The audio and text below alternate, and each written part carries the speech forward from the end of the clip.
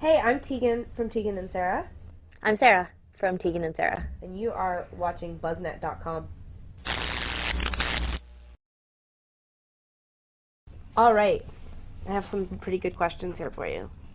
You came up with them yourself? No, these are from fans. Oh, good.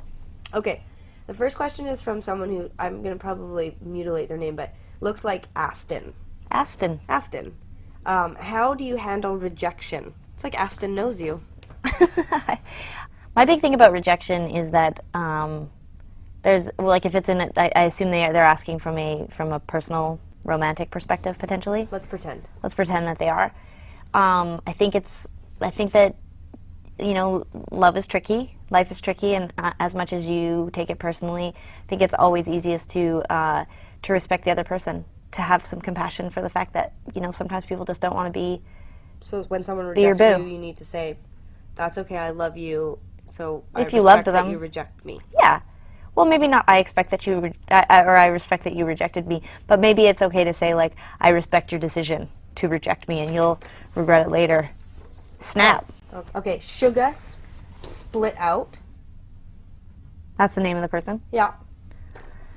Does it ever upset you that the con wasn't named Sugar? Spell it out. No, Because in the Con movie, I said that was one of the titles that I really liked. but are you glad that it was called the Con and not Sugar? Spell it out. I mean, now it's like it'd be like if you named your kid something, and then like later in life you're like, geez, I wish I'd named my kid something different. Like now that it's the kid's out there and it has that name, I mean, I'm pretty attached to it. Shamey wants to know why you don't sing as much live. Well, we're really aware of the songs that the audience wants to see, and I don't generally think of the songs as being like your songs or my songs. I just think of like what we know the audience really likes and what translates well live. And in the past, I felt like a lot of my material wasn't as easily translated live, and I feel like a lot of your songs the fans get really excited about and whatever, so sometimes the set list is a bit lopsided. Although I think with this new album, I think it might change that a bit. Chronic Blush wants to know, can you identify one protagonist in modern literature that you have similar characteristics to, and why that character?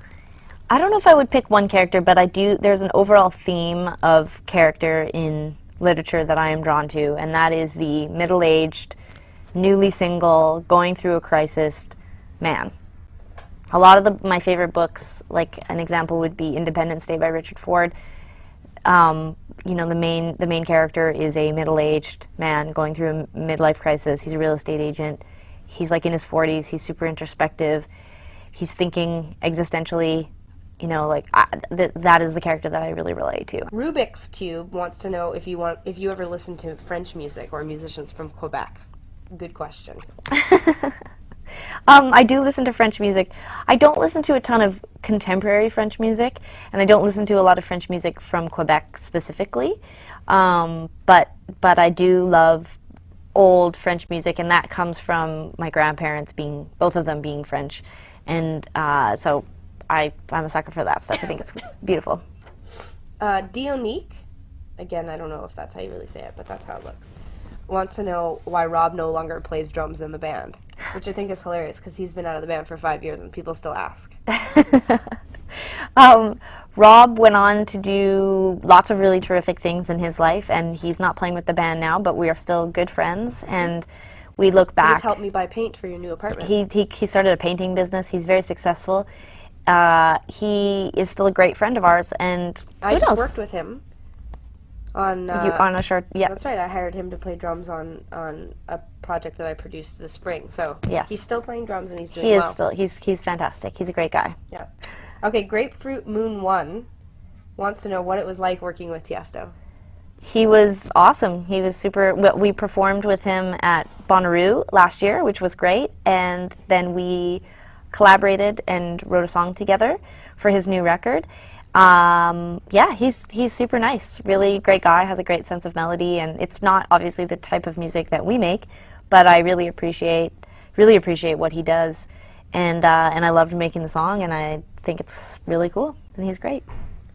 Last question is from Ms. NJS, who wants to know if you could collaborate with a hip-hop artist, who would it be? Oh, Well, That's a pretty easy one. well, I mean, I really love most recently the last two records that The Dream put out.